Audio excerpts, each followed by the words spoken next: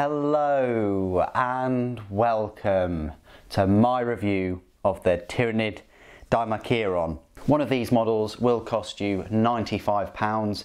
It is a lot of money. It's a Forge World model, so it's the resin, lots of detail and quality on this model. What I'll do is I'll show you some close-ups, some size comparisons, and go through all the rules in this video. So yeah, as you can see, it's got kind of like a rib cage that's also a mouth.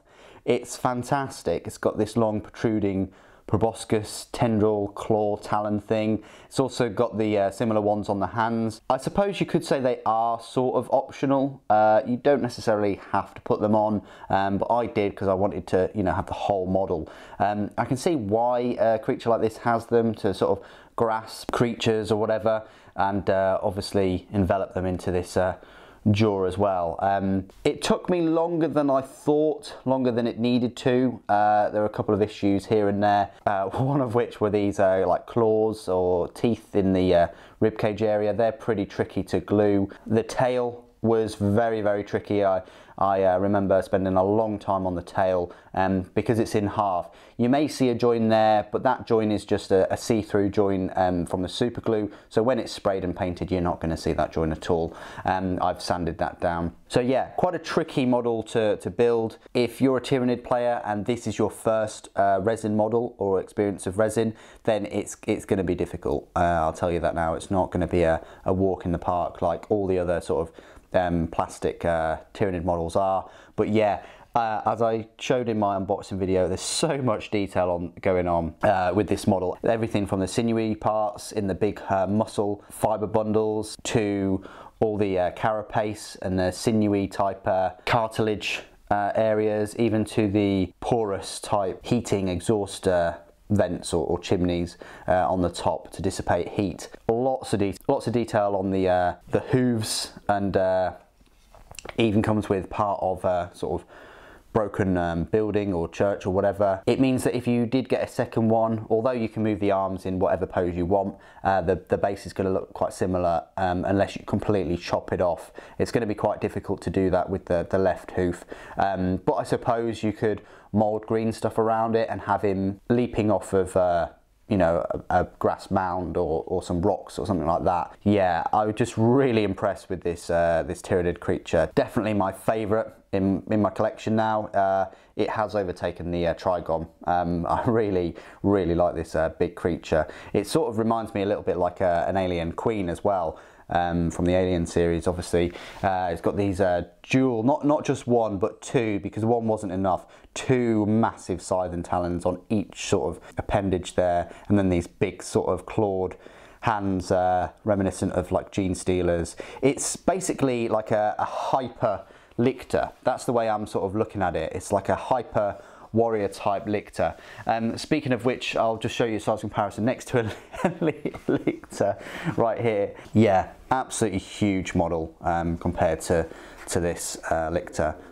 Huge. Probably a model that you're most familiar with is either Mini Space Marine or Primaris Space Marine, and yeah, there's the Space Marine. So yeah, absolutely dwarfs Space Marine, as you can see. I want to say Knight Titan size, and I'll go grab a Knight Titan in a moment. But yeah, there you go. I think it's a bit smaller than Knight Titan, but yeah, Space Marine could easily fit in that rib cage area, or a guardsman, or humanoid sized enemy of the Tyranids, or food. Not really an enemy, is it? And then a Primaris. Yeah, it's taller than a Primaris, which you'd hope to be the case. So yeah. So there you go, that's some size comparisons. I'll just do some more size comparisons with some other Tyranid creatures. So here's the Tyranofex, which isn't a small model by any means, but yeah, it kind of dwarfs a Tyranofex too, height wise. Definitely the Tyranofex has probably got the bulk of it. And this gun, it's hard to ignore the size of that massive cannon. But yeah, I think it really does fit in well with the aesthetics of the Tyranids. Yes, it doesn't have 4 legs, but there are plenty of other creatures, like we just saw the lictor that have 2 legs, and like the warrior, completely dwarfs a warrior too. It is worth noting that although it's much taller than the Tyranid, it does have exactly the same base size. Next to a finished painted Tyranid. Oh my gosh, I do have a painted model. Painted Gene Stealer. You can see there, dwarfs one of those. Okay, so I've managed to grab hold of one of my Imperial Knights. As you can see, the Imperial Knight is a little bit taller. Sort of crowding the view now, but the scythe and talons almost go up to the same height as the chimneys for the Knight. The head is almost sort of equal footing. Probably the Dimachaeron's head is a bit taller, but yeah, bulk wise the Imperial Knight is sort of bigger. Similar sort of price point as well. You know, you can get an Imperial Knight for what, £85 I think it is. Dimachaeron, which has undoubtedly more detail, is £10 more. So hopefully that size comparison is quite comparable with like an Imperial sort of sized equivalent. One thing I'd like to just point out is just how small the the Dreadnought is compared to it. It would completely kick over a Dreadnought, I'm sure, or put its hoof under it and launch it. The normal Space Marine Dreadnought looks tiny compared to it. And I do actually have a Redemptor Dreadnought here, which, although much larger, you know, doesn't even come up to the chin of the Dimachaeron. So, you know, that just gives you an idea of how tall this this model really is. Okay, size comparisons over. One thing I will say before we go into the rules is the instruction guide for this model is absolutely crap. It's so bad. It is basically 2 pages of printed, I'll say, instructions. You've just got the parts here, which consists of, I think, 31 parts or so, and then you've just got this sheet. That's it. Which this sheet just shows you pictures of a finished Dimachaeron with the part numbers and what they're called, but it doesn't actually guide you at all, and for a model that is £95, it really is not good enough. Looking forward though, it would be really nice with the influx of interest and the excellent codex that they release though, to improve these models and improve their actual instruction guides and bring them to the same standard as that we've been having for the past couple of years with all the Imperial models and their instruction guides, because at the end of the day it is a £100 model pretty much, and you're getting 2 sheets of black and white A4. So that's the only sort of negative point I can make with this model, other than the obvious, which is the same for all kind of Tyranid models, especially the Toxicrene, which is it's going to be an absolute pain to transport and to store. But that's what you're paying for. You know, you're not coming into this blindly. You know that the model has lots of sort of breakable parts, is sharp. It's not a uniform standard model that you can just put in a battle box or whatever and take and game. You know what you're getting into with sort of Tyranid models like this. So yeah, better instructions in future for this model, definitely needed. Even more so if you've got a mainly plastic Tyranid force and you want to get one of the bigger creatures that Games Workshop don't do, but Forge World do, and say this is your first experience of one. Like I said already in the review, it's going to be a trial by fire, really. This is my part of the review where I go through all of the rules. You can find the rules for this Dimachaeron in the Imperial Armour Index Xenos book. There was an FAQ released for this index book on the 16th of July, which, for better or worse, wasn't that far from when it was released last year. There were FAQs for all of the index books, so in my eyes, I kind of get the impression that they rushed all of these index books out. You know, if there's so many mistakes and things. I know that you have to tweak rules and books and things, but there's some glaring ones really, including cutting PowerPoint's cost by half. But anyway, the only Tyranid errata in the Xenos Index book that needed to be changed in terms of this Dimachaeron was the Grasping Talons and Thorax Spine Maw. Just to change the abilities text to read, when targeting infantry units, each hit roll of 6+ made with this weapon is resolved at strength ×2 and damage d6. So instead of the wound, it's actually the hit, which makes more sense. I'll compare it to a Swarm Lord, you know, the rules part of it. So the Dimachaeron It's actually a fast attack unit, which is great. It won't clog up any of your important elite or heavy support choices that you may have for your Tyranid force. Its power points cost is a 10 and its points cost is 200. And that's base points cost. You don't need to buy the Grasping Talons and Thorax Spine Maw or the Sickle Claws that comes with it. So it's a 200 point base cost, which is pretty decent when you compare it to something like the Horror Specs. I'll go through its stat line. Unfortunately, its characteristics do change as it suffers damage in battle. Its base movement is 12 inches, its weapon skill is 2+, and its attacks is 6. Its ballistic skill is 3+, its strength is 6, its toughness is 6, it's got 14 wounds, its leadership is 10, and it's got a save of 3+, very decent. However, obviously as it takes damage, if it's got between 8 to 14 wounds, its movement is 12 inches, weapon skill 2+, attack 6. If it's got between 4 and 7 wounds, its movement drops to 9 inches, still pretty fast, weapon skill 3+, not too bad, drops to 5 attacks. And then finally, when it's on its last wounds between 1 and 3, its movement drops all the way down to half speed at 6 inches, weapon skill 5+, and attacks of 3. It's armed with Sickle Claws, Grasping Talons, and Thorax Spine Maw. Now the Grasping Talons and Thorax Spine Maw, strength is 7, AP is -2, damage is 1, and as you just heard me talk about, its errata, when targeting infantry units, each hit roll of a 6+ made with the weapon is resolved at strength ×2 and damage d6. Any 6s on your 6 attacks, you're going to have a nice strength 14 with a damage of d6, which could be horrific and very good against vehicles actually. Its Sickle Claws though is a strength 10, AP -2, damage d3, and if a hit roll with this weapon is a 6, you resolve that hit with an AP of -4 and a damage of d6. So again, another great weapon, these Sickle Claws, against vehicles too.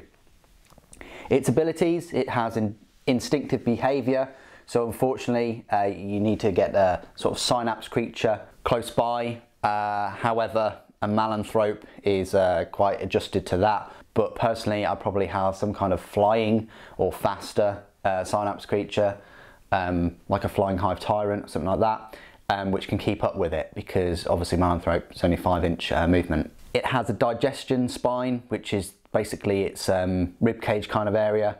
If a Dimachaeron kills 1 or more enemy infantry models in the fight phase with its Grasping Talons and Thorax Spine Maw, it gains a 5+ invulnerable save for the remainder of the battle.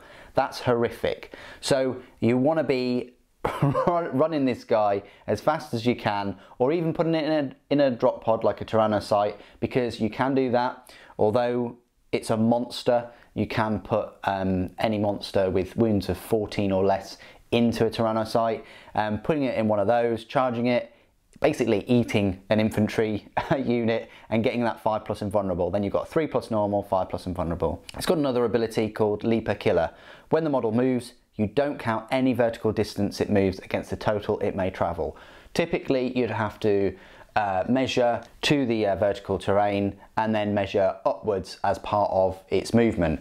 Obviously with this thing it can completely ignore it, so you can hide it behind a massive tall building if you wish, behind some really tall trees or woods, and it just leap out at full 12-inch movement and absolutely slaughter a load of things. I mean, it only has the 6 attacks, but those 6 attacks really do pack a punch.